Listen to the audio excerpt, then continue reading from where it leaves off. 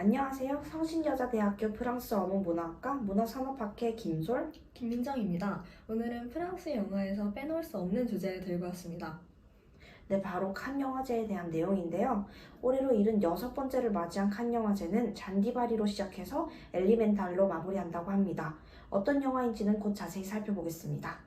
칸 영화제는 총 6가지 부문으로 나뉘는데요. 경쟁, 주목할 만한 시선, 비경쟁, 단편 영화, 칸 클래식 부분, 그리고 시네마 드 라플라즈로 이루어져 있습니다. 그렇군요. 그럼 지금부터 본격적으로 시작하겠습니다. 이번 칸 영화제 개막작에 대해 들어보셨나요? 물론이죠. 마이엔 감독의 영화 잔디바리가 개막작으로 뽑혔다고 했죠. 마이엔 감독은 프랑스인인가요? 맞습니다. 프랑스의 감독이자 배우이기도 해요. 마이웬 감독은 잔디바리에서 배우로도 열연을 보여줬는데요. 어떤 역할인지 감이 오시나요? 설마 잔디바리 역할인가요? 맞습니다. 조니 뎁과 함께 주연을 맡았어요. 영화 잔디바리는 마이웬의 6번째 장편 영화입니다. 또한 전작은 몽루아로 2015년 칸 여우주연상을 수상한 작품이에요. 이 영화로 우리나라에서도 이름을 알렸죠. 사실 이미 2011년에 영화 정찰들로 칸 영화제에서 심사위원상을 받아 프랑스에서 주목받는 작품이었습니다. 그렇군요. 전 잔디바리에 대해 알아왔는데요. 영화 잔디바리는 루이 15세와 정부 잔디바리의 이야기를 그린 작품이라고 해요. 잔디바리는 노동자 계급 여성으로 태어났지만 빼어난 미모를 가지고 있어 궁정에 온 그녀를 보고 루이 15세는 첫눈에 반해버렸다고 합니다. 그 후로 루이 15세는 그녀를 불러 따로 만남을 갖고 궁정에서 살게 했습니다. 그럼 잔디바리는 궁에서 행복하게 살았던 건가요? 아쉽게도 그러지 않습니다. 질투하는 세력에게 괴롭힘을 당하기도 하고 루이 15세가 다른 여성을 침실에 들이는 것을 목격하기도 하는데 그녀의 궁생활은 순탄치 않았어요. 결국 루이 15세가 천연두에 걸리면서 잔디바리는 궁을 떠나게 되죠. 하지만 그럼에도 그녀는 왕에게 변치 않는 사랑을 고백합니다. 그렇군요. 이 영화는 그녀의 화려한 궁정 생활을 담은 시대극인 거네요. 맞습니다. 실제로 보면 정말 재미있을 것 같아요. 자, 이제 본격적으로 출품작들을 뜯어볼까요? 칸 영화제에는 여러 가지 부문이 있는데요. 그중 경쟁 부문과 주목할 만한 부분에 대해서 알아봅시다.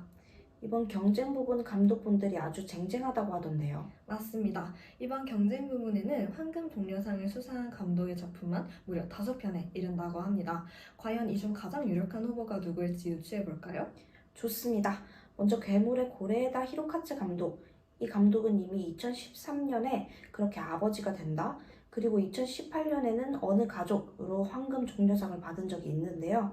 지난해에는 한국 영화 브로커로 경쟁 부문에 초청되기도 했습니다. 그렇다면 이번 영화 괴물은 어떤 내용을 담고 있죠? 네, 이번 출품작 괴물은 갑작스레 이상한 행동을 하는 남자아이의 어머니, 그리고 또 선생님에 관한 이야기를 담고 있습니다. 그럼 다른 후보로는 또 누가 있나요? 다음 유력 후보로는 디올드 오크를 제작한 켄 로치 감독입니다. 이 감독은 심지어 15번째로 경쟁 부문에 초청받았다고 하죠. 이는 역대 최다입니다.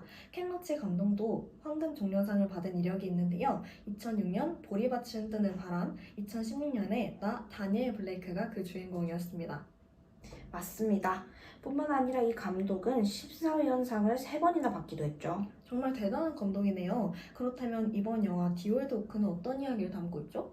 네, 디올드 오크는 쇠락한 광산 도시의 술집 주인과 시리아 난민의 우정이 담긴 영화입니다. 정말 기대가 됩니다. 이 외에도 황금 종려상을 받은 감독이 3명이나 더 있죠? 그렇습니다. 브라이터 투마로우의 난니 모레티 감독, 어바웃 드라이스 그레시스의 누리 빌게 제일란 감독, 퍼펙트 데이즈의 빈 벤더스 감독이 그렇습니다. 이번에는 경쟁 부문에 이어 비경쟁 부문을 알아볼게요. 현재 가장 유력한 후보로는 마틴 스콜세지 감독의 킬러스 오브 더 플라워 문이 있습니다. 이 영화는 오클라호마에서 일어난 아메리카 원주민의 살인에 대해 다루고 있는 데이비드 그렌의 책을 각색한 영화라고 합니다. 맞습니다.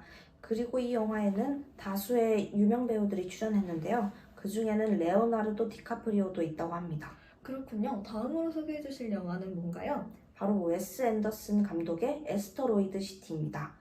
이 영화에도 아주 유명한 배우들이 대거 출연했는데요. 스칼렛 요한슨, 톰 행크스, 한 번쯤 들어봤을 만한 이름들이죠. 정말 그렇네요. 다음은 심사위원에 대해 알아보겠습니다.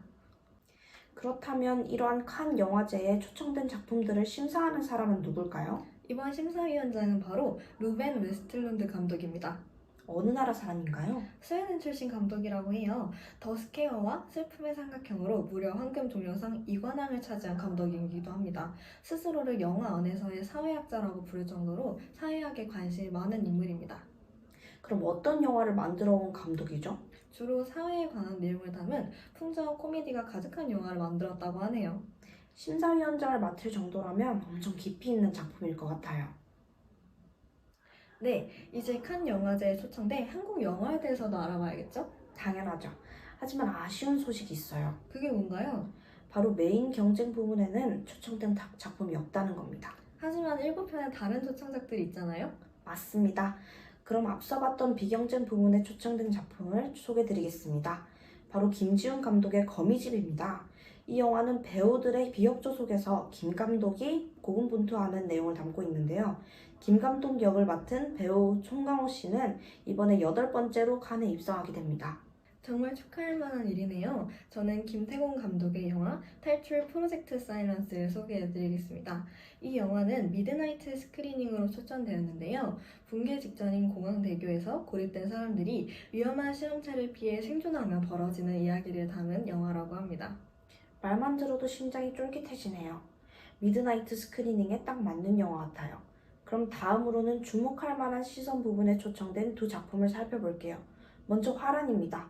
배우 송중기와 홍사빈이 주연으로 등장하는 영화죠. 네, 맞습니다. 지옥 같은 현실에서 벗어나고 싶은 소년이 조직의 보스를 만나 어둠의 세계에 발을 들인다는 느와르 영화입니다. 다른 한 작품도 소개해 주시겠어요? 좋습니다. 바로 유재석 감독의 잠인데요. 행복한 신혼생활 중인 남편이 수면 중 이상행동을 보이게 되는데 그 비밀들을 풀어나가는 부부의 이야기를 담고 있습니다. 그렇군요. 아, 칸 영화제에 가수 제니가 초청되었다는 소식이 있는데 어떤 영화에 출연한 건가요? 배우 제니는 한국 영화는 아니지만 더 아이돌에서 첫 연기를 선보였는데요.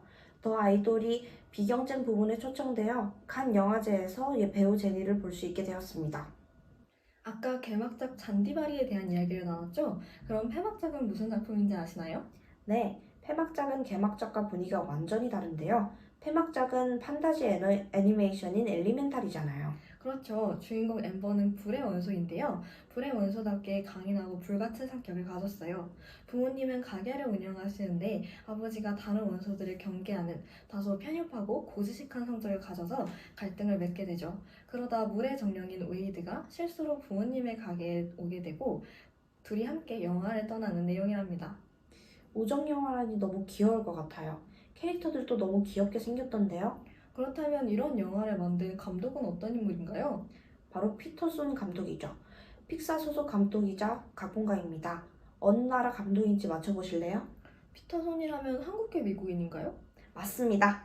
피터손 감독은 한국계 이민 가정 2세로 월트 디즈니와 워너브라더스를 거쳐 2000년에 픽사에 입사했습니다. 심지어 성우로 라따뚜이 몬스터 대학교에 출연하기도 했어요. 영화 엘리멘탈은 한국계 미국인으로서 겪은 가족들과의 문화 충돌에서 시작했다고 해요. 피터son은 처음 미국에 왔을 때 너희 나라로 돌아가 하며 비난하는 사람들과 환대하며 도움을 주는 사람들 모두를 보며 어린 마음에 흥미로웠다고 합니다. 이는 영화가 다양성을 중시하는 것과도 맞물리죠. 주인공 엠버가 자신의 이야기를 직면하고 들여다보는 과정을 관객이 함께 했으면 좋겠다고 인터뷰하기도 했어요. 러브스토리이면서 시티스토리이기도 하고 부모를 어떻게 이해할지를 다루는 내용이기도 하다고요. 이 시대에 꼭 필요한 내용을 애니메이션에 담은 것이 좋네요. 누구나 쉽게 접할 수 있을 것 같아요. 맞아요. 감독의 이야기를 알고 보니 더 재밌을 것 같아요. 설명을 듣다 보니 칸 영화제가 더 궁금해지네요. 하지만 이번 76회 칸 영화제에서 위기가 닥쳤다고 했는데요. 어떤 일이죠? 맞습니다. 현재 프랑스에서는 연금 개혁을 추진하려는 마크롱 대통령과 막으려는 국민들 사이에 신경전이 벌어지고 있습니다. 특히 프랑스 에너지 노동조합에서 칸 영화제와 모나코 그랑프리 등 국제행사들의 전기를 끊을 것을 경고했는데요. 이러한 어려운 상황을 딛고 이른 6번째 칸 영화제가 5월 16일 성공적으로 개막했습니다. 이런 이야기를 듣다 보니 칸 영화제가 어떻게 진행되고 마무리될지 궁금해지네요. 지금까지 올해 개최되는 76회 칸 영화제에 대해 알아봤는데 어떠셨나요? 프랑스어를 막 배우기 시작한 시점에서 이런 이야기를 나눠보니 좋네요. 한국의 영화들이 진출하는 것을 보니 뿌듯하기도 합니다. 민정님은 어떠셨나요? 네, 사실 저는 칸 영화제에 대해서 이름은 무수히 들어봤어도 직접 알아보는 건 처음이었는데요. 칸 영화제가 얼마나 위상이 높은 영화제인지 다시 한번 실감하게 된 계기가 되었어요. 영화를 꼭 직접 찾아보고 싶네요.